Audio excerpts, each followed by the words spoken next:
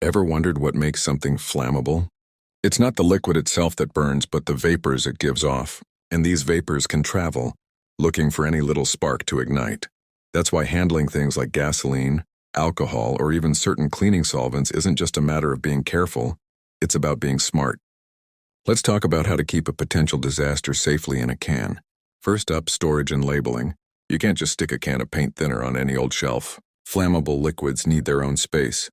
A well-ventilated area away from living spaces and heat sources. Think a detached shed or a specialized flammable storage cabinet. And that label, it's not a suggestion. It tells you exactly what the liquid is and what dangers it poses.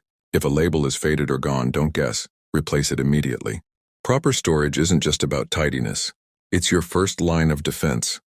Okay, so your liquids are stored safely. Now let's talk about the invisible enemy. Ignition sources. This is anything that can create a spark or heat, and I mean anything. It's the obvious stuff, like open flames from a pilot light, a lit cigarette, or a welder. But it's also the sneaky stuff. A static spark from your clothing on a dry day?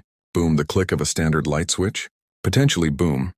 Even a non-certified vacuum cleaner can have an internal motor that sparks. So when you're working with flammables, you need to create a no-spark zone. Use spark-proof tools.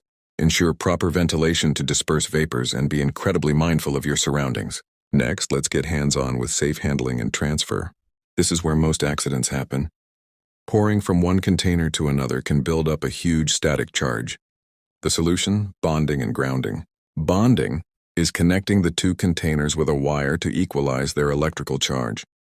Grounding is connecting the dispensing container to the earth. This setup prevents a static spark from jumping the gap.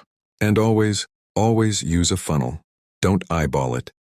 A small spill isn't just a mess, it's a massive increase in flammable surface area, releasing vapors much faster. But what if, despite all your best efforts, something goes wrong? That brings us to our final critical point: emergency preparedness. This isn't about panic, it's about a plan. Know where your fire extinguishers are and, crucially, know how to use them. Make sure you have the right type of extinguisher, usually a Class B for flammable liquids. Also, have a spill kit ready. This should contain absorbent materials like sand, cat litter, or special absorbent pads, not paper towels that just spread the mess. If a spill happens, the goal is to contain, absorb, and dispose of it safely. And know your emergency exits. In a fire, you have seconds to react. Your escape route should be second nature. Handling flammable liquids isn't about being scared. It's about being respectful of their power. By storing them right, controlling ignition sources, handling them safely, and being prepared for the worst, you turn a potential hazard into just another tool. Stay smart, stay safe.